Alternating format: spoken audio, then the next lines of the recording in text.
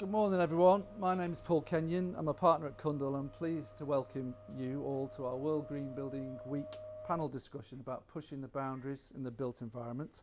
It's all part of the lead up to the 26th United Nations Climate Change Conference of the Parties, which is otherwise known as COP26. I didn't know what it meant either until I started preparing for this. And that's held in Glasgow at the end of the month. It's a particularly important one because every 5 years the nations that take part in this renew and review their obligations since the Paris Agreement, and so we're expecting it to be a very important conference. But before we actually begin with the discussion, I'll just let you know we're not planning on having any fire alarms, so please do leave the building safely if you hear the alarm. It's already been off once this morning. We've all been on the street at 7:20 with the fire brigade outside, so hopefully we'll that was the trial run and we'll avoid having another one. We will make time for questions and answers at the end of the session, so save up your questions and hopefully we'll have a bit of interaction towards the end. And please do take the time to complete the poll. We've got the app there for you to take part in our poll. Cundall are hosting similar events across all our 20 offices during the course of this week, and we're going to use the results of the poll towards some research that we're doing that we'll share with you over the coming weeks. So if you can take your time to do that, that would be much appreciated. So if I can start by asking the panellists to introduce themselves, perhaps starting furthest away from me, John, and we'll work down to me. Thank you. Thanks, Paul. Morning, everyone. John Hughes. I'm the Managing Director and a shareholder at Ask Real Estate, based in Manchester, predominantly working in Manchester and Salford, but recently over in Leeds, Newcastle and Gateshead as well. Morning, everyone. I'm Phil Marsden. I'm a Project Director for Muse Developments. We're a national developer specialising in urban regen schemes, head office based in Salford.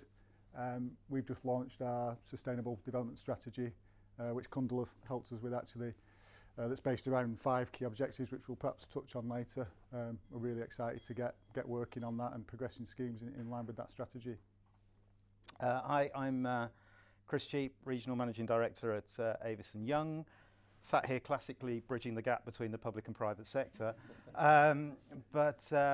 We have 170 people in Manchester doing all aspects of real estate advisory work. My background is leasing, office leasing and development across central Manchester. You may know me from such schemes as 1 St Peter's Square, 1 Spinningfields Square, Piccadilly Place, etc. And we most recently working with the HBD guys on the island, which is very pertinent to what we're talking about today. And last but hopefully by no means least, hi there guys, I'm Duncan Mccorquodale. I'm Planning and Infrastructure Manager at Manchester City Council. So the job involves a wide range, but primarily I suppose the sort of area to touch on today is I manage the team that are working on the newly emerging local plan for the city.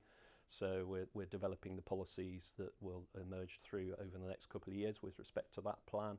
But I also have a lot of dealings with colleagues who deal with the climate change action plan that the city has, and then the wider sort of climate change agenda that's going on in the city itself. And again, probably we'll touch on that in some of the discussion today in terms of recent reporting back to our various committees. Right, well, thanks very much for that. I thought before we get going into the discussion, if I just try and set the scene to remind everyone why this discussion is so important. So 5 years ago at COP21, Paris, the nations agreed to limit global warming to 1.5 degrees. Scientific studies have since demonstrated that the impact of a 1.5 degree increase will be much greater than we first thought. And if we get to something like 3 degrees, it will be outright chaos, I think was the terms used in one of the reports. And if you think for 11,000 years, the sort of average fluctuation was 0.5 degree. And in the last 30 years, we've increased by 1 degree. And current legislation is sort of showing if we follow that legislation, we'll achieve 2 to 3 degrees increase. So there's a whole lot of work we have to do, and it's widely accepted, I think, that we need to halve our emissions as the world needs to halve their emissions by 2030. So massive step change in a very short space of time. And following this, in May 2019, the UK declared a climate emergency. Theresa May later that year changed the Climate Change Act in the UK to require the UK to be a net zero carbon nation by 2050. And then after that, we've seen a sort of clamour of declarations from various bodies to be carbon neutral, zero carbon, net zero carbon. And I think before we actually get into the debate, we probably should just try and get some sort of a common understanding as to what all these terms mean. And so just if we start with carbon neutral, this is where you will measure your actual emissions, whatever they might be, however bad they might be, and then you will offset those so that you equal them out and you have a neutral status. So I was on the web the other day, and EasyJet, they're very good. They've got their adverts that say, you know, with every flight we offset. It all sounds very great, but really they're just carrying on as normal and they're paying for their offsets. They can afford to, I guess. Then if you have net zero carbon, that's where you actually reduce your emissions right down to a level that's scientifically proven to protect that 1.5 degree increase, and then you offset. So there's a big difference. You're doing a responsible thing by reducing your emissions in the first place and then offsetting. And finally, zero carbon is no emissions, no offsets. And we've actually had a couple of developers commit to zero carbon developments by 2040. Quite how they're going to achieve that is a mystery. I guess we're going to find out over the next 20 years. None of the gents here, unfortunately. So there's a bit of confusion about it, and also in the built environment we talk about things like embodied carbon as well. So embodied carbon is about materials, obtaining the materials, product manufacture, and construction, so everything that leads up to that. Then we often hear about operational carbon, which is the carbon used in operating the building, so your lights, your HVAC, etc. And then whole life carbon, which is the two of those put together, plus the carbon used to demolish and repurpose the building. So hopefully that's very clear to everyone. You'll all remember that when we're having our conversations.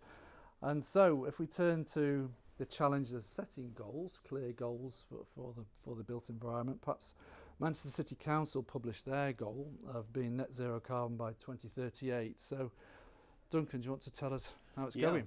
Well, as I say, a timely sort of session in terms of we've literally recently reported back through to initially scrutiny and then through to executive this month with respect to the City Council's zero carbon action plan, and also we've also reported back via scrutiny on the wider carbon action plan for the City of Manchester. So that's where other organisations are involved, and that's done through the Climate Change Partnership. I suppose just kind of two key sort of stats. I don't want to throw loads of stats around today, but kind of two stats that have come out of that is on the reporting for the City Council action plan, which we basically agreed back in 2020, so this is effectively year one of a 5-year plan.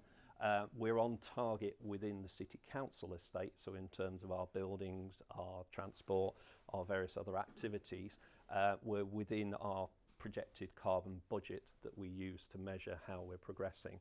And the past sort of year to 18 months, we've used about 82% of that carbon budget for that allotted time. So that's the good news, that City Council at the moment is achieving that, and various sort of aspects that we can talk about how that's been achieved. At the same time, as I say, we reported on the wider sort of Manchester picture in terms of what's been reported via the Climate Change Partnership. Now that is showing a slightly different picture in terms of that carbon budget was expressed as a percentage reduction year on year. So basically over the forthcoming years, we're looking to reduce each year by 13% compared to the previous year. This year we managed to achieve as a city an 11% reduction. So we haven't quite got to that 13%. What does that mean? That effectively means now from year on year we need to make a 16% year on year cut. So good news for me as sitting in a particular organisation, wider definitely a challenge. That's where it then comes into, you know, what do we look in terms of policy terms, both within the local plan, but then across the whole piece with respect to the sort of climate change action plans, not only for the City Council, but then equally for partners that are working across that wider Manchester climate change action plan.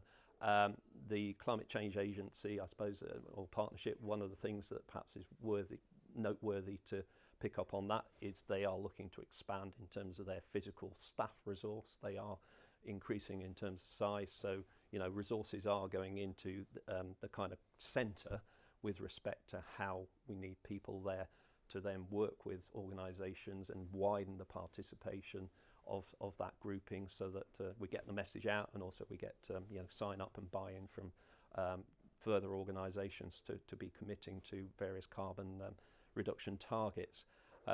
So it's a kind of a bit of a mixed picture at the moment, but I think if nothing else at the moment, I think, you know, we're in a much better position in terms of measuring and understanding what we've got and the challenge, and that's been done both with consultancy advice but also our own in-house teams. But there certainly is a long-term, year-on-year challenge in terms of how we actually achieve against those targets. I suppose with everyone working at home, or a big proportion, and achieving 11% versus your 13%, it just shows how difficult it might be. and one of the other sort of low-hanging fruit, I suppose you could say, that's helped us be successful not only as a city council but perhaps in terms of other organisations, is decarbonisation of the national grid. That's been a significant factor over, you know, the past 5, 7, 10 years. Question, you know, what's that? How's that going to continue, and or where are the gains to be had through that? So the challenge in itself is ratcheting up in terms of where do we go in terms of looking at what are the, you know, the opportunities, and that obviously brings us to, you know, the built environment in terms of how we, you know, what do we build and what kind of development do we bring forward. Of course, that's just a relatively small percentage of what's already out there, and I know we may get onto retrofitting and things like that as well, in terms of, you know, looking at our existing built environment, and then the whole range of aspects that are picked up through the climate change plan in terms of the way we travel, the way we use goods, the purchasing, the consumption of goods, the general environmental improvements that we might seek, which again sort of falls partly within my team in terms of biodiversity net gain, all that side of things. So there's a whole gamut of sort of challenges that we're trying, well, potential, you know, solutions that are trying to address that challenge, but at the same time how you sort of blend those into a, you know, a sensible programme which effectively is set out in those various climate change action plans. Right, thanks. Very, very comprehensive. Thanks for that, Duncan. So, just thinking, John, you're sort of at the sharp end, I suppose, and Ask have got a long-standing reputation for pushing sustainability in your developments. Perhaps you could talk to us a bit about recent projects, challenges you're facing, you know, in the context of all of these changing targets that we see for developers. Yeah, well, no, you're right, Paul. I think certainly First Street, when we embarked on that project, kind of 2008, 2009, and we delivered number 1 First Street, which was kind of a strip down of the old BT, British Council offices, which many of you will know. So we took that back to frame, put 2 extra floors on, everything was brand new. We put thermal boreholes behind the building under the ground. It was all connected in the expectation, and we got BREEAM Excellent both in design and in build. So it was the first office building in Manchester that was built to BREEAM Excellent, which at the time was the kind of premier standard. So we did it in the expectation or hope that businesses would want to locate there, drawn by that kind of level of superior sustainability. But it didn't happen, so the market was not responding to that. So it just let up as a normal building in competition with other buildings that were of less quality opposite the BREEAM assessment. But that's changed, that has really changed. We've noticed, whether it's everyone being sat at home doing a bit more reflecting on life, who knows, but certainly I'd say for the last 18 months there's been a real step change. But we've seen it being driven from the investor, UK, European institutions who are really driving this now. So last October we were due to start building the next big building at First Street. We were planning, funded, BAM were, Phil was there ready to, literally with his diggers at the ready. But second lockdown came, we decided we should perhaps just pause, reflect. Was working from home going to become kind of entrenched? So we paused, and then beginning of the year, we made a decision, actually driven by ESG and carbon and the sustainability agenda coming back to the fore, we felt, to basically rip up that design and start from scratch. So from Jan-Feb we reconvened, and we decided, it was actually a Cundall kind of webinar that I was watching, I think it was back in March, which was the neighbours explanation, which was a bit of a light bulb moment for me. So took colleagues on that journey. So yeah, we've signed up to First Street, the next building, which we should submit for planning in about a month's time. We're signed up to a 5.5-star accreditation. So that's what we're going for. It's expensive, cost plans are coming back, but you kind of expect it won't be cheaper, will it, than what it was? So there's no surprises there. But we really do think that that agenda has moved on an awful lot in the last 18 months, never mind the last kind of decade. So for us now, it's that's the way to differentiate the product, because all these great schemes in and around Manchester have got great amenity, good sense of community. All these things now are expected from occupiers. So it's what is the next thing that businesses are going to expect, and investors as well. So we're on that journey now, and I think there's no going back. Great. That leads on quite nicely, actually, Chris. John mentioned occupiers and them driving it, as well as the investors. Do you think Ask are going to get rewarded with the best tenants all clamouring to go to First Street?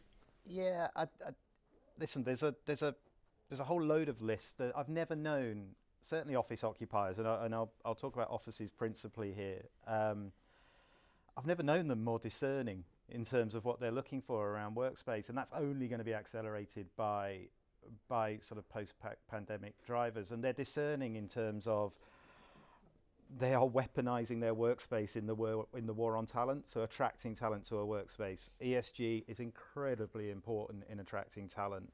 Sustainability has been on the national curriculum for a number of years now, and generations that are coming through into decision-making roles, and certainly graduate roles, are making choices about their employers based on the ESG credentials of that business, and workspace is an important plank in that. Wellness is more than a buzzword. Wellness is here to stay, and wellness is top of the agenda and outstripping cost in many cases around decision making on property relocations. And then also sophisticated businesses and are signing up to their own carbon reduction targets, and that is going to drive their decisions when it comes to signing leases and relocations. So yeah, John is absolutely right. There has been a clear change in how occupiers are viewing their workspace and how they're choosing their workspace. I think, without wanting to throw the rock in the pond, and I'm vaguely intimidated by some of the big brains on this subject in this room, and I'm kind of here to offer probably the commercial view on it. Stakeholders around the carbon reduction agenda and businesses at the moment are running at different speeds, and the occupational market is probably further behind everybody else. As John rightly says, the institutional investment market that we spoke about, that we can speak about later on if you like, in more depth, is driving some of this. But the elephant in the room is that the value point isn't always there. We're not getting rewarded with the rental returns, and people are not necessarily attributing value to these points. So it's being seen on the exit yield, perhaps, of the institutional investment market, but not attributed to the rents. And I guess that's the challenge. And I guess that's where, listen, the appraisal is king in this process, isn't it? And everybody sits there and looks at the appraisal, and we need to be braver in terms of our approach to rental values. And when I say we, I talk about valuers, I talk about agents when we're putting inputs into appraisals, and we need to be braver in that regard.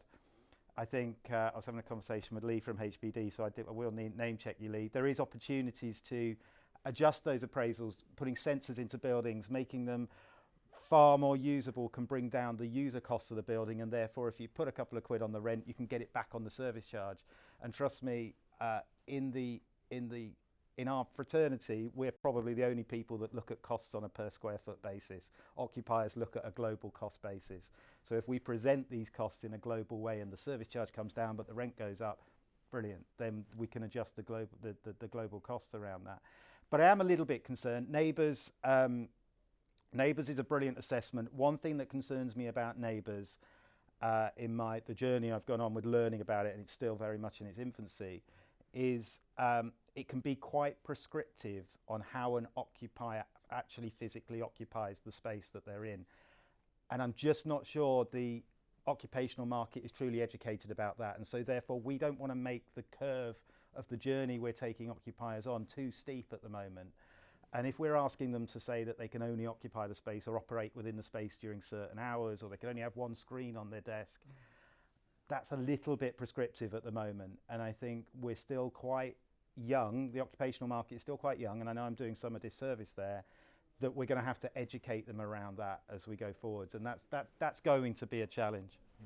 And do you see like a two-tier approach between the grade A occupiers and perhaps the non-grade A people? Yeah, definitions of space are blurring as we speak. There is the traditional grade A new build market, but look at the space we're sat in here. It stands up this amazing space you've occupied and imposed the personality of your business on. But yes, naturally, businesses, we can talk about retrofit probably till the cows come home later, but the grade A market is naturally where we're going to see the greatest advances, because we can hardwire it into the base build, isn't it? Absolutely, yeah. Great, thanks, Chris. So Phil, I'm aware obviously Muse are developing your very low carbon building down at New Bailey. What made you decide to push those boundaries so much? I think perhaps before we talk about that building specifically, I just want to speak about what we're doing as a business, general, which drove why we designed that building that way. But so like I said before, we've just launched our own sustainable development strategy, which we started working on about 14 months ago, and it absolutely was the right decision, as you've seen how climate change has increased on everyone's agenda over the last year or so particularly. That strategy focuses on not just on carbon, which I think is really, really important to acknowledge. Actually, carbon isn't the sustainability panacea, it's not the everything. We're focusing on biodiversity, health and well-being, social values, and circular economy. And we've set some very specific targets. So it's a delivery strategy. This focuses on driving change to the way we design and construct our buildings. So this isn't a sort of overarching policy. It's a very clear delivery strategy, and we've set some very ambitious, hard targets under each of those objectives. So for example, on carbon, we've set a very specific level of embodied carbon in line with UK Green Building Council 2035 to 50 targets, and operational energy and whole life carbon that will apply to all our buildings now. And we've set those targets specifically for commercial, residential, industrial, different types of buildings. And that's launched in our business now. So every single development now will need to comply with that strategy. And then, like I say, we've got similar targets around other objectives, so it's not just carbon. And the building Paul mentioned, we started designing at a similar time we started working on the strategy. So we used that as a pilot, really, to see how it would go, how it would work, what the challenges were. That's the last office phase at New Bailey. And it's the first building, to be fair to say, that we've really focused on carbon.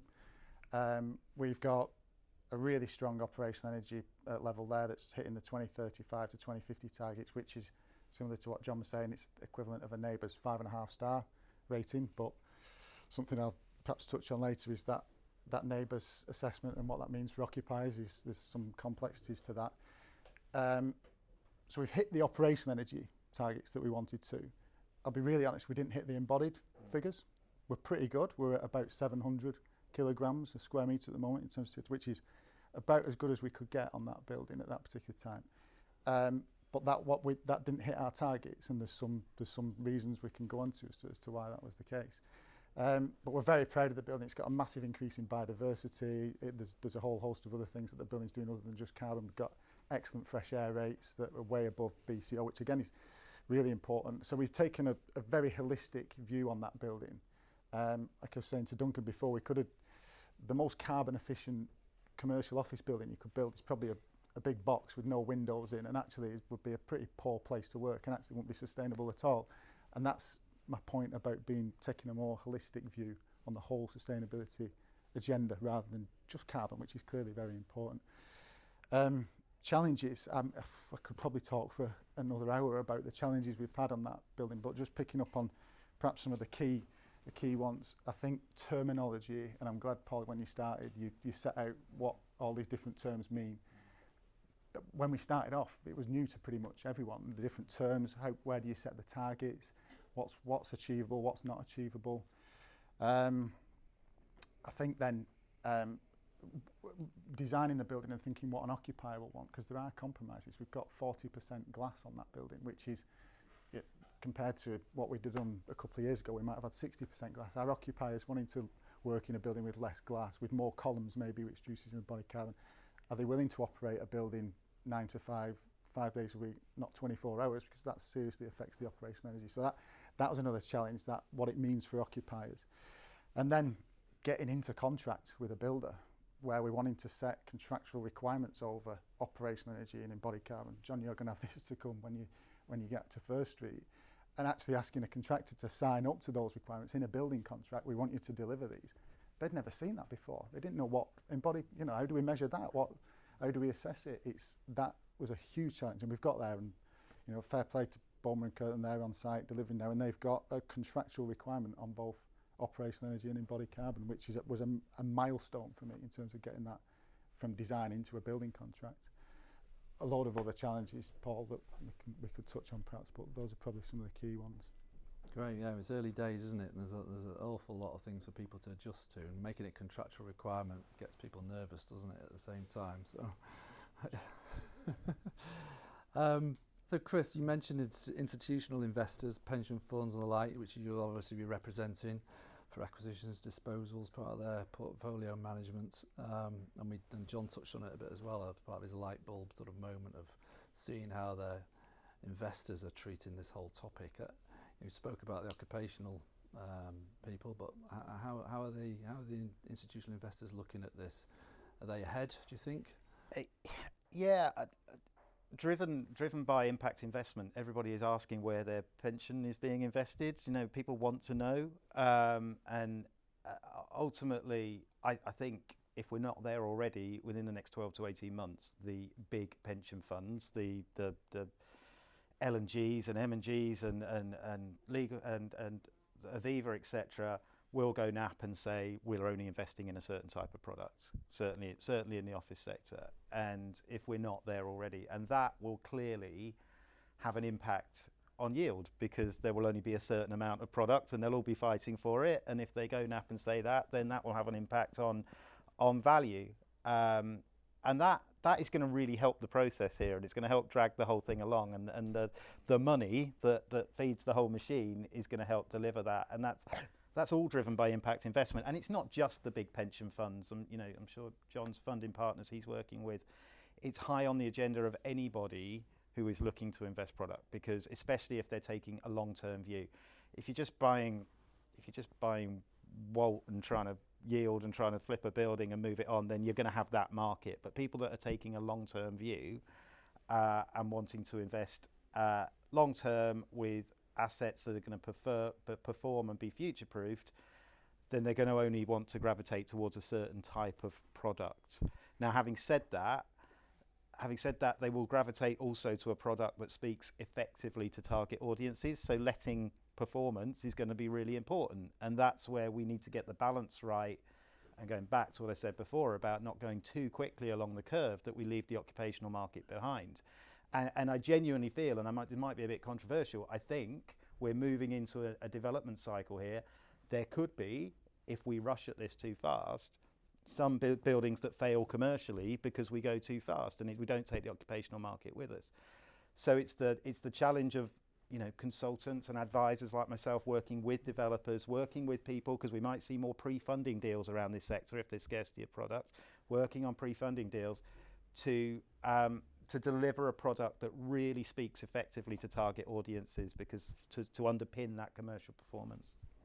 It's really interesting what you talk about in terms of the rate of change, because if you've seen the sort of creme graph that shows how funders are assessing their portfolios and which assets fall outside of the route down to zero carbon stranded assets and the thing, they've got a route, they've got a sort of plan. The curve's a sort of reasonable curve, but if we accelerate that, bit like we're doing with Neighbours. You know, the Australians took 10 years to sort of run Neighbours through. We've only still got a few 6-star buildings after 10 years of hard work and learning, and yet typical Brit competitive that we are, We want we want to be 6 months. straight away, don't we, in a year. That was the plan, Paul, but we've accepted that's probably not going to happen.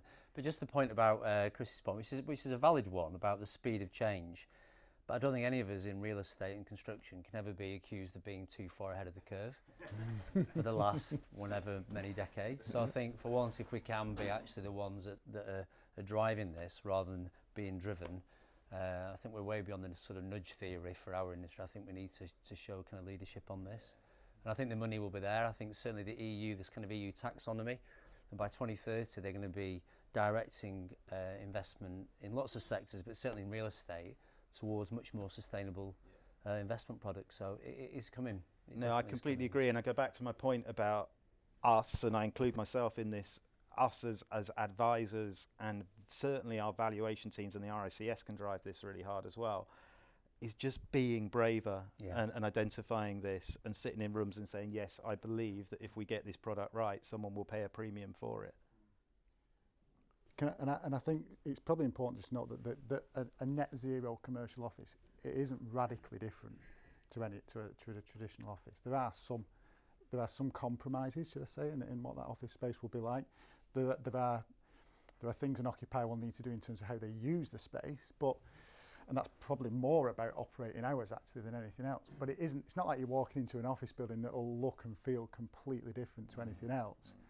So yeah, we need to be brave, but this isn't. It might do externally, It might do externally. but internally it could be a better environment. Absolutely. And I think with clever design about where you put your glazing and where you put your structure and how you deal with that, it actually, you know, I don't think the space itself is compromised. So externally is a really good point, and I think, you know, we've had to get this sort of efficiency of facades. You're moving away from curtain walling systems and reducing embodied carbon. Architecturally, I think there needs to be a bit of a shift in, right, instead of designing the building from the outside first and then fitting what happens into, actually let's design the form and the structure and get the massing right, and then let the architects, obviously the architects are clearly important. I'm looking at Felix who's sat around the front row staring at you. Staring at me. I'm only wondering what you're talking about. You've been doing this for 25 years. I'm sure you have. Waiting for you guys to catch up. So we design this building.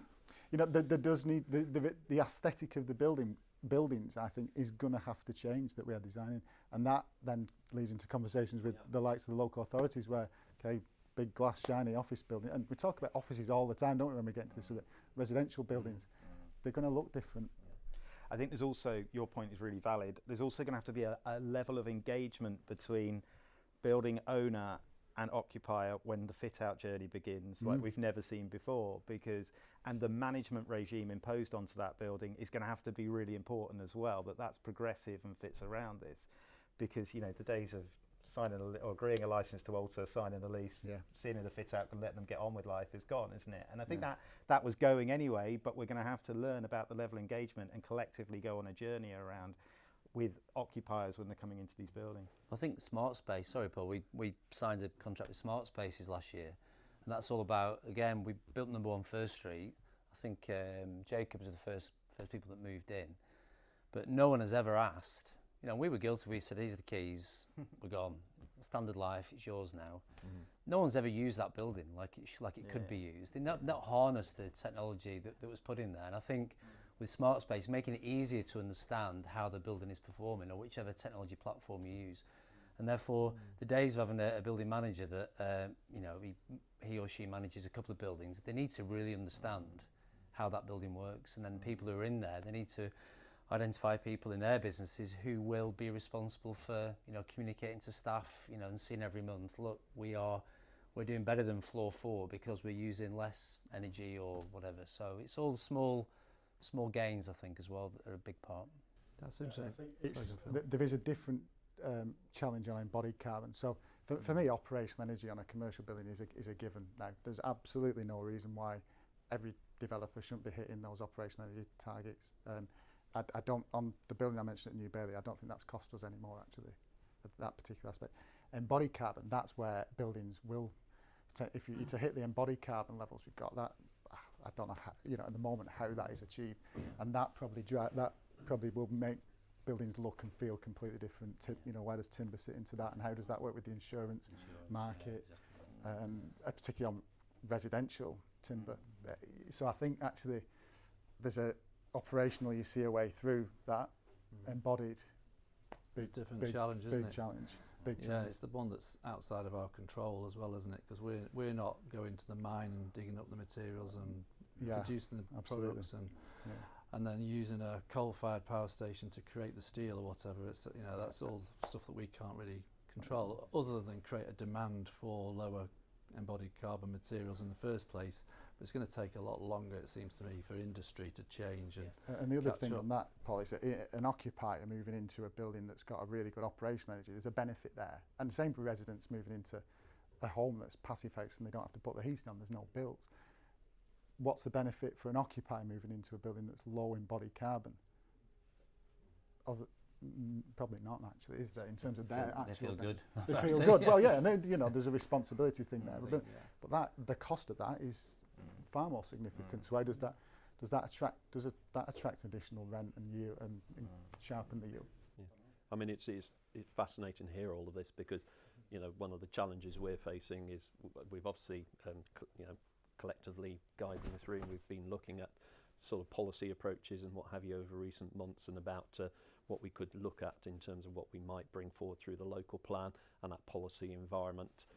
We've already got a policy sort of stance within the Places for Everyone plan that's currently out for consultation. You've got 1 week left to respond to that. Finishes on the 3rd of October. And then obviously at national level, the government, central government is consulting, or has been consulting, on various sort of building standards, both in resi and commercial side. And it is about this, I think we've mentioned the word journey quite a few times. It's about this journey, about working together, about what's going on in the industry, what is actually starting to be delivered, what are those conversations in terms of standards and different aspects. Neighbours has been mentioned several times. I mean, it's a concept, again, about how much, do we bring that into the policy context of what we take forward through both the local plan, but also through other, those other policy angles, and ultimately demonstrating when we get our local plan in front of a planning inspector that we've got a deliverable plan. And that's just on this one policy aspect, never mind about all the other stuff that we've just been touching on in terms of biodiversity and open space and the transport systems, etc., etc. So, but it is very heartening to hear that conversation there this morning in terms of what is going on and how that can sort of work in parallel with what we're trying to do in terms of the policy angle. And we spoke a lot about new building development, really. We touched on existing buildings, which represents the biggest part of the built environment. What do you see the drivers in the future for making those buildings improve? Well, certainly on the residential side, I mean, we've been doing work as a City Council in terms of we've just been bringing back in with Northwoods coming back into the City Council fold. But we've reported recently through committees in terms of looking at what a retrofit cost might look like. Can't remember the numbers specifically off my head, but it's in the tens of thousands of pounds per unit. So a bit of a challenge when you start multiplying that up with the stock that's out there, and where you actually look to how you look to fund that and or deliver that. And that's just one aspect of residential stock, never mind residential across the piece. And then how you do the retrofit in terms of existing commercial buildings. Again, within the Climate Change Action Plan, we're looking at how we might try to embark, the journey's already started, but how we might sort of push along on that journey in terms of both City Council approach within our own buildings, but then how we work with partners within the wider Climate Change Partnership about that that challenge as to how we retrofit. The guys here will no doubt have some kind of sort of particular views in terms of their clients and the like, and how that sort of journey is progressing. But again, there's no doubting that it's a massive challenge in terms of that retrofit aspect at the moment. And we've done some quantification with respect to our own residential stock, but and I don't have an easy answer at the moment in terms of how we're going to sort of deliver that, but it's certainly very much front and square in terms of our thinking about not only what we're pushing through in terms of new policy, but how we look to the stock the existing development stock that's out there, and how we achieve improvements in that stock. Chris, you want Yeah, just a few points on that. I think there are a couple of levers we can pull around retrofitting. One is the EPC piece, because I speak to a lot of investors who are seriously now saying they won't invest in anything less than a B if they can get to it. So that's an important lever. I think the review of Part L building regs is going to be important around some of this, and this is probably a theme that comes across a lot of what we're talking about. But ultimately, in market terms, the most exciting probably area beyond the new Grade A build piece is the refurbishment sector, certainly in offices in central Manchester. And the advances that have been made in terms of the environment that's been created and the ESG credentials that can be wrapped around that has been rewarded with phenomenal rental growth on secondary, and I don't know what secondary quite means, in office space in central Manchester, because we've seen rents grow from late teens to early 30s to mid 30s on really good quality refurbished office space.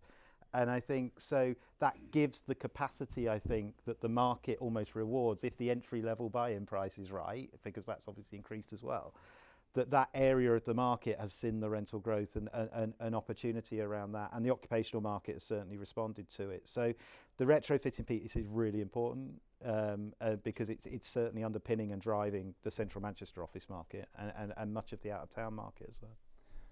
Yeah, I mean, it seems that could be driven by just the quality of the space rather than the ESG sort of credentials. I think it goes hand in hand. I think there's an expectation that it goes hand in hand. And do you think there'll be sort of green leases that might be driving tenants' sort of behaviours in terms of protecting landlords? 5.5-star ratings. I think there'll have to be inevitably. I think if you've got a business that's got very, very committed, they want to be net zero carbon by 2030 or etc., they want to know in that building that if they're performing as per the the potential of how the building's designed to operate, they want to know that Joe Bloggs underneath the rest of the building is also under an obligation to perform in that way. Otherwise, I think the landlord then is looking at a situation where carbon tax comes in. Well, hold on, Mr. Occupier, you are not performing as you should be. So there'll have to be. I think that is definitely a holding hand process to educate literally people to say, look, this is for the greater good. There's no point having all these kind of targets as a business at a corporate level if then you're not operating in a way that you should be that will deliver those.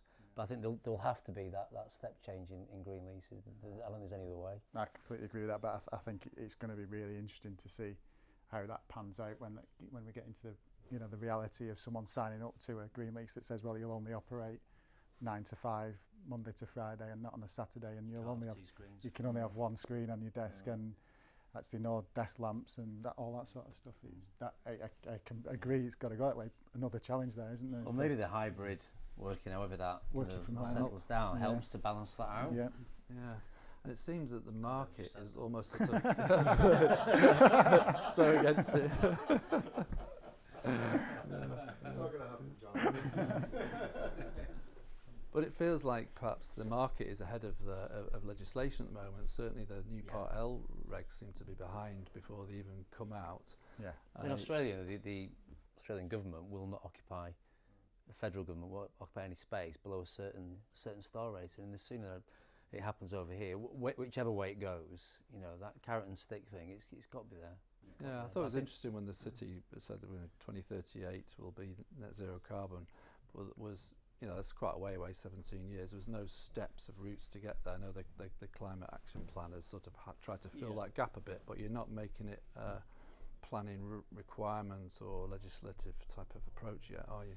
Well, I suppose in the sense of what we'll bring through planning policy, then that will provide that kind of benchmark, but then within our own internal property side, it is trying to follow that trajectory in terms of those year-on-year savings. So in that sense, that sets the target with respect to what we're looking at.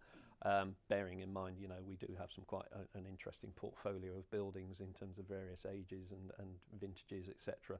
And then it's taking it out of it isn't just those buildings and the fabric and the retrofitting. It is about the work patterns, the various other aspects that we will need to look at, and equally within the local plan, how we look at this in the round, because we will be certainly the expectation from our members is about delivery across a whole range of priorities effectively. So zero carbon, front and centre, but definitely that's what we consulted on first and foremost when we went out last year on the issues consultation on the local plan, but also affordable housing, open space. I mean, open space, that was always important, but past 18 months I think never more so.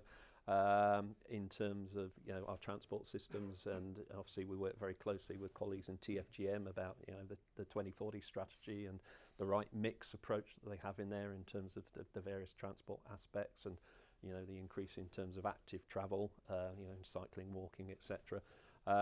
So there's a whole gamut of things that we're trying to wrestle with, and ultimately at the end of the day we sit that in this kind of menu of asks out to the development community about this is what we want you to try and deliver, but then how do we, where do we, is there a kind of prioritisation exercise that goes on in terms of what are the key asks, and or for saying, well, we want everything, well, okay, how are we going to finance that? Where's the money going to come from in terms of delivering against that agenda? I suppose what Chris is telling us is occupiers, investors are saying there's a premium that attracts talent. As a city, we're competing with all the other UK cities to bring people to Manchester. European, worldwide cities, not just UK. Yes. Number 3, was it time out? Number 3 now? Number 3, okay. Paul, can I just pick up However you measure that. on Duncan's point there? There's so much going on at the moment, isn't there, in terms of the carbon's a massive focus. But then you look at affordable housing and biodiversity and creating better streets and transport, getting better cycling infrastructure in. As a developer there, okay, we think that's all brilliant. We try and that's what we want to do, but it's difficult, really difficult to hit all those challenges, and that priority bit I think is really really interesting actually as to how we move forward with that. And I was saying to Duncan before, we almost need to start having conversations with we do a lot with local authority partners, but any developer who's working, the early discussions with the local authority about where the priorities are.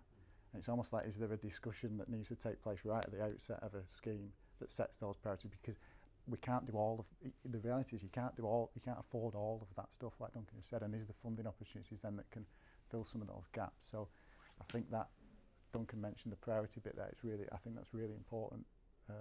Yeah, absolutely. So I suppose before we turn to the audience to get some questions fired at us all, and thinking about Manchester competing worldwide, if I ask each of you, what can we do extra? How can we go further? How do we push the boundaries even more than we are doing? John, do you want to kick us off? Give us all the answers. We can't get a 6-star, so we could go for that, but we're not going to go for that. But I think ultimately, at the moment, it would appear that the market is ahead of legislation, which obviously is a positive thing. But I think Manchester has always done things quite differently, and very pro-business, but I think it can continue to be that. But I think some degree of local legislation. I'm not sure I agree we should be looking to the local authorities, Manchester or any, for kind of rate subsidies, rate holidays for buildings that are more sustainable. I don't think the public purse can afford that. Central government grants are still getting cut, so I think that's just not going to happen. So I think we need to look at, well, how can we do more? And ultimately, we have to vote with our feet. Our decisions that we make collectively is that you make choices. And if there's a building, if you've got a choice of buildings, private sector and public sector, and that building might not be in the absolute best location, it might be a bit more expensive, a bit further for staff to walk or whatever. But if that building does more positive things for the environment or less impact, then they're the decisions we all have to make and encourage each other to do those things. And we should get the train more, get the tram more, but it's a difficult time at the moment because a lot of people are still nervous, but hopefully that will kind of level itself out and we can all get back on trams and trains more than driving in. But I think a degree of legislation, however, through planning for the city, I don't think that would meet much challenge in a more responsible development community, I don't think.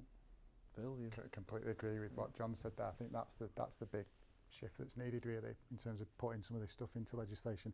Like I say, operational energy can go straight in there, and you've got to do that. But alongside that, actually getting a standardisation of terminology and and ways of measuring and certification. You know, we talk about EPCs and BREEAM.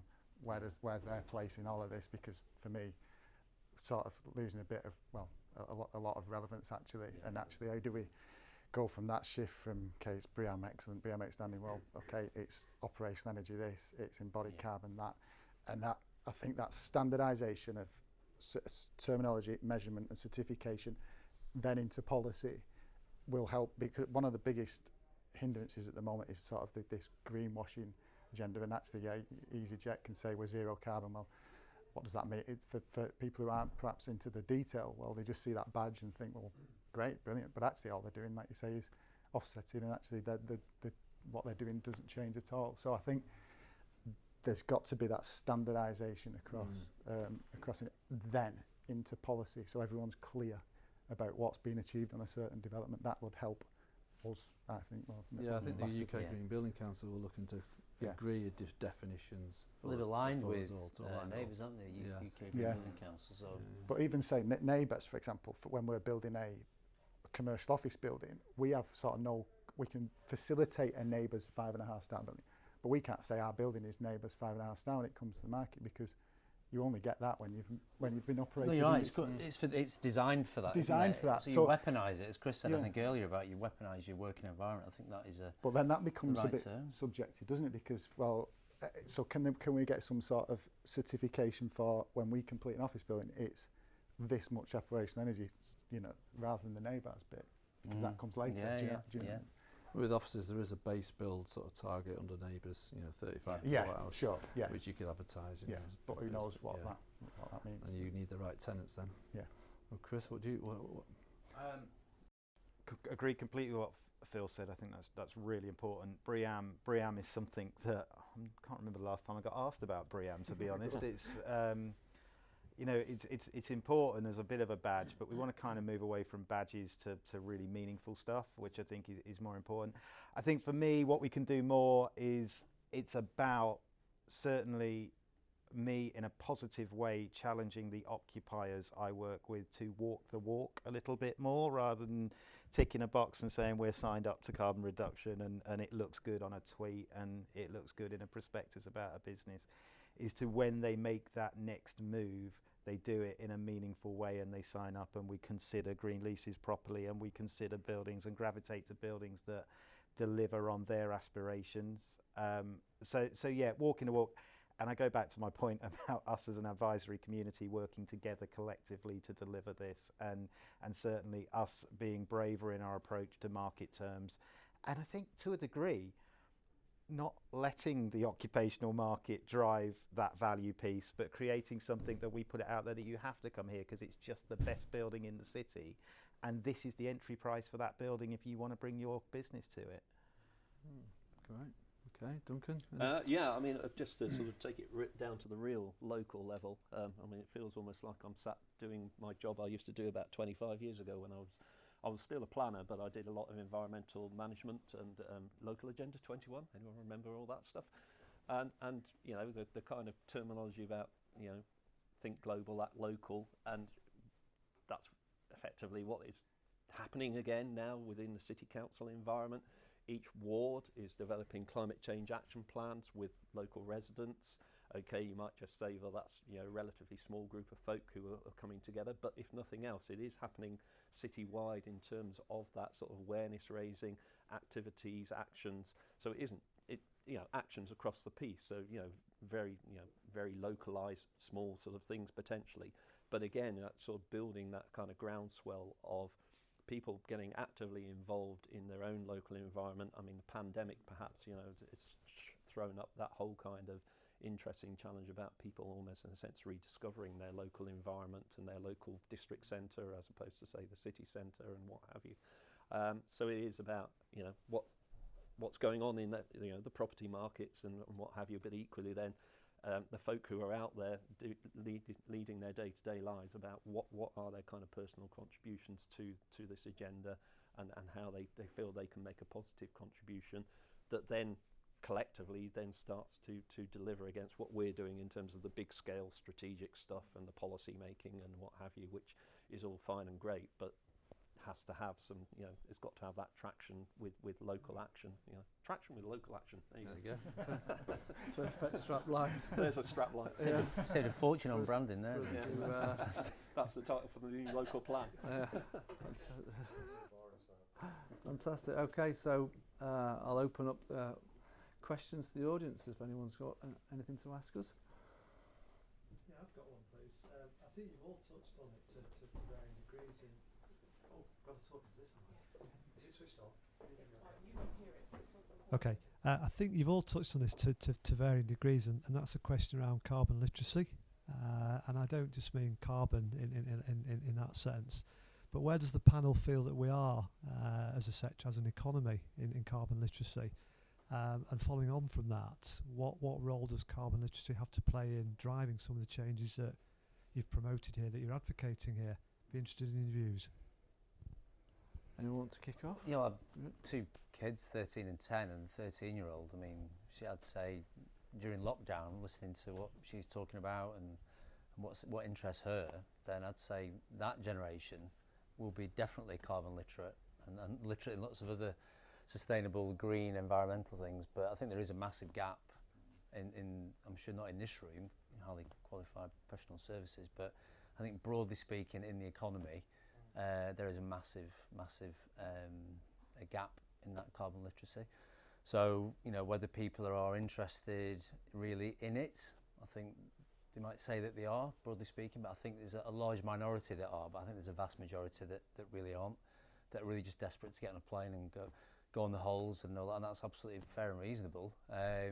So how you address that, you get into the big government thing, and who are the influencers out there that can push that. I'm not in that kind of policy world, but there is a big gap. But all we can do is, and like Chris said, take occupiers. We met one the other week. We've worked with a couple of occasions, and they said, can we be carbon zero by 2030 if we go in this building? I said, well, the way to look at it is if you stay where you are, you've absolutely no chance. So if you come here, then you've got a really good chance then. So you didn't explain the difference between carbon zero and net zero, and John. Yeah.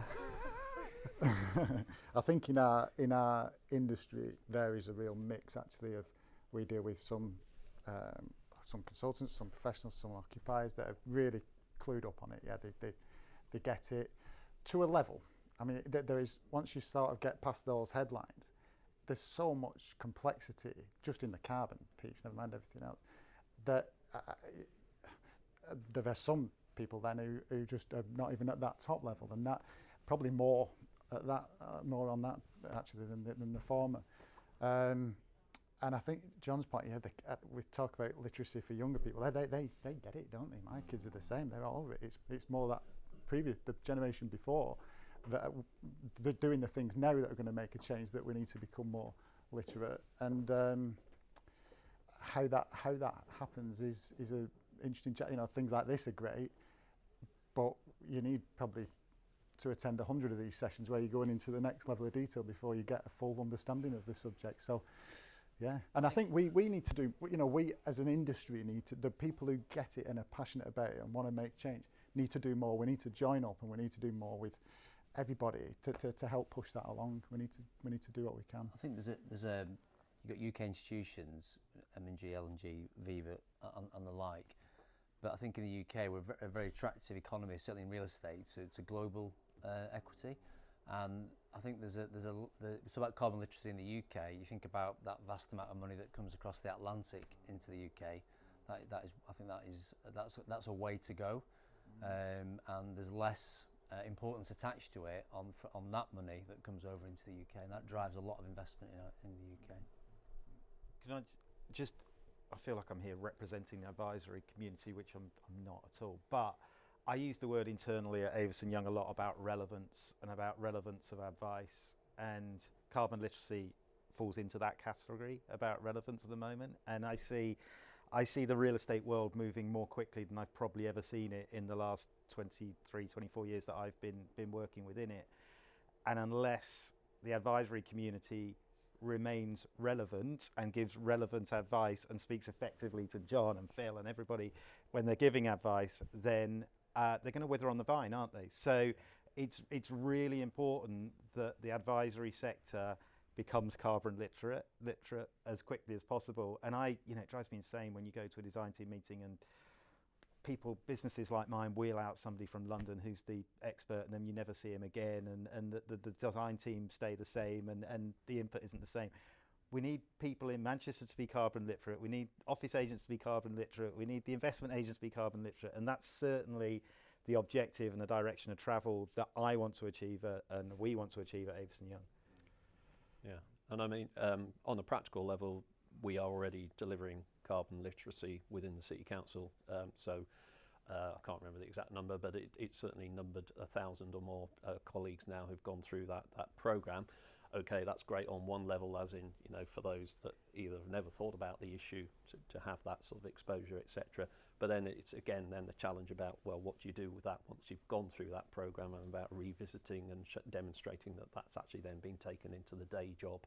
And it's not just a box tick, oh, I've been on carbon literacy sort of training session, therefore, I am carbon literate, and then it's shuffled off over to one side. So it is about that, reinforcing that training or that messaging. Thank you.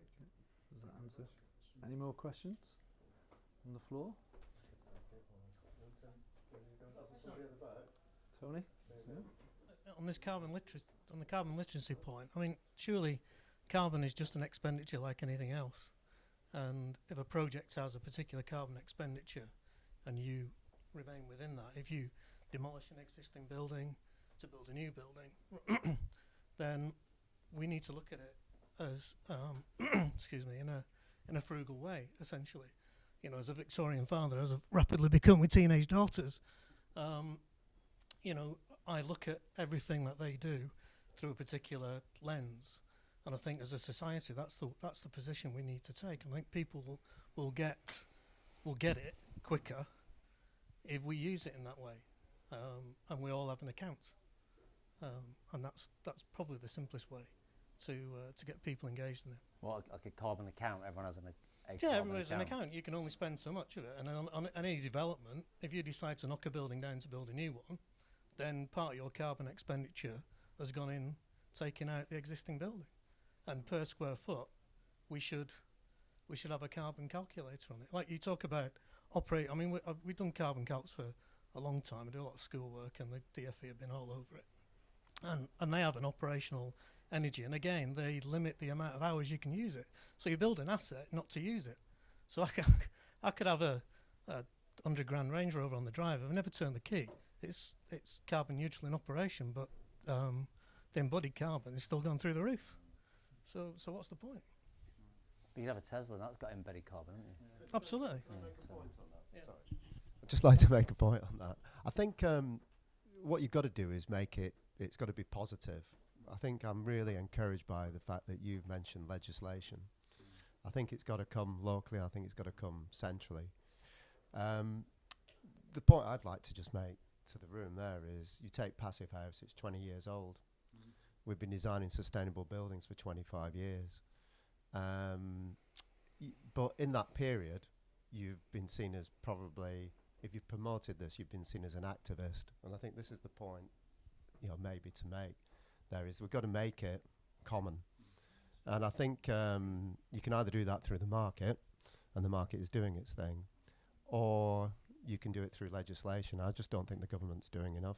I think therefore there is a chance for Manchester to step in. I think it's done that with 2038. But how do you get there? I think you've got this massive retrofit that's got to happen. We've got to think about all those buildings that are already obsolete. And I think if you think about this very deeply, you could kind of get very worried about it. The time is kind of now, isn't it, really? And I think that's just the point to make. We've got to make this a positive thing. My wife's a Passive House designer, and she talks about these carbon accounts quite a lot. And I think that that is a good idea. But I think, there's this opportunity of a new Green Deal, apparently, that's going to come through. The government's got to make it an opportunity for people and provide a grant for people. It's got to do it positively to encourage it. I think that's what I would say. And I think, again, from the panel, how do you make that? I think the point really is how do you make it happen? That's probably the question. How do you make this happen now? But you'll have better experience, I guess. We look at the education systems of different countries, and the ones that perhaps might perceive are more in tune with, sustainability. I think the Scandinavian, the Dutch, the whole education system is so different to ours. Yeah. And you have got to start. We've got to do things now, but you've got to, there's another new education secretary in now, and then we'll change government at some point, and then there'll be another one. But you've got to legislate at a business and a societal level, but then there's an educational issue as well, which I just don't think we're addressed. We seem to be blindsided. Yeah, there's a cultural piece, isn't there, to this? Like everyone in this room is engaged in this topic, but if you spread that out, actually, we might be a minority. Actually, and we probably are. Yeah, and well, exactly. Yeah. We listen to everyone here, and everyone's like, "Yeah, this is what we should be doing." But that's because you come to this event, isn't it? And you're interested in it. I think the big challenge is culture across the country, and that probably doesn't need to start at school. Oh, great if it goes into school and higher education syllabus and the like, but it's more this the current generation, isn't it? And how do you change that cultural piece? I think that's a big challenge, number one, isn't it? Because it is more difficult. Everything, reducing carbon is more compromises. It costs more. It's more difficult. So unless you want to do it, if there's no legislation there, you don't do it, do you? Generally, I'm not just talking about building buildings. If you can make more money, if you can make more money doing it, then people do it. That's the beauty then of the capitalist system. So if people pay, it might cost a bit more to build. Yeah, but if people pay more rent and the yield sharpens, you think people we should do more of this. And that will, I think, going back to the built environment, then that will come, won't it? People, at the moment, we're in this weird state where there's no sort of market intelligence to say, yeah, you'll get an extra £2 a foot on your rent, or someone will pay £10 a square foot for a passive. There is evidence of a brown discount now. There is. There definitely is. So that it's like flipping it. Actually, if you don't do it, people will pay less. Yeah. That's but the that then, thing, isn't it? Yeah. That doesn't help the appraisal then, does it? When you are doing it, because you can't put more on. I suppose if there's less people buying, if there's more of a discount on brown, or there's less people in that market, there's more money chasing the sustainable. Yeah, and it might take time, but in the end, you've got to take a punt, which is what ultimately we're all doing. We're doing, absolutely. But we're not doing new build resi. You guys are. And I saw somebody the other day about you think about LNG. You've got these fantastic Deansgate. They've got kit that they've got off you. Kit down at Deansgate Square. But I don't understand how we know you can get to net zero carbon or high levels of efficiency in office buildings. What's happening with all these big resi towers that are going up? That's a genuine. I don't know. How do they measure what their an influence on the people who are renting these build-to-rent units? That must be a massive issue. Yeah. Well, I mean, the city's their climate change group has just in the last couple of weeks published targets. You're talking about legislation. It's 2023 now for new build to be zero carbon. You've actually published embodied carbon targets and operational carbons and a difference between domestic and non-domestic properties in that. So we're starting to see that, and groups like Letty are defining some of the performance of the resi sector. But I guess you've got the occupiers are different, aren't they? They're individuals maybe who are just coming to rent or buy. We have set targets around the residential, similar types to we do on commercial, so embodied and operational energy and passive house as well. But it's even more challenging there. But you're not going to keep those, are you? They'll be sold to an institution. Yeah, absolutely. The long-term management of that property is an LNG and M&G, and it's good that it's becoming institutionalised in that sense. But I'm just intrigued as to what. We hear it from LNG, M&G, etc. on the commercial side, but I'm not clear what's happening on the residential side. Definitely further behind. Definitely further behind. I mean, with apartments, you might see it faster, but you're not seeing it with the likes of Redrow and we have sorts of developments. What is quite interesting there, John, we have been talking to some RPs that are willing to pay more for passive house because they've got that. They've got that. Yeah, so I'm vice chair of One Manchester, which is a housing association based in Hughes, and it's all about passive house, Yeah. carbon. They've priced at a high level their stock of 20,000 units. Yeah. It's unaffordable. You can't afford to do that retrofit. No. You can't do it. And there is funding available. everyone will look to big, government. How are you going to help? I think, but yeah. you're And I right. think the difference on resi is, again, passive house.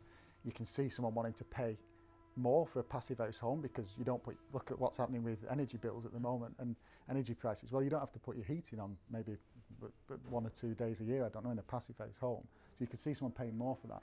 But would a private resident pay more for a residential building that's got low embodied carbon?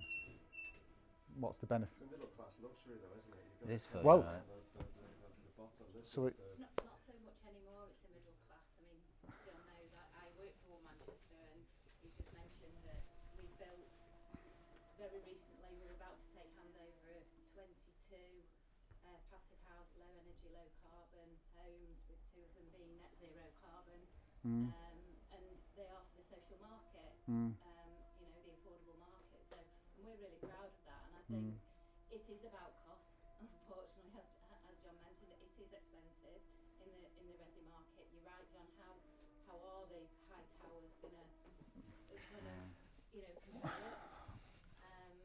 So it's a really interesting time, I think, for certainly the social market and the resi market, and we've started retrofitting some homes within East Manchester, which again is a massive task. And we have a Dutch guy, Bear, who's Yep. worked in social housing in Holland for all his career, and we've got him on board as a kind of co-optee to work out what have you done over there, and they're kind of looking at things where you rather knock it down and rebuild.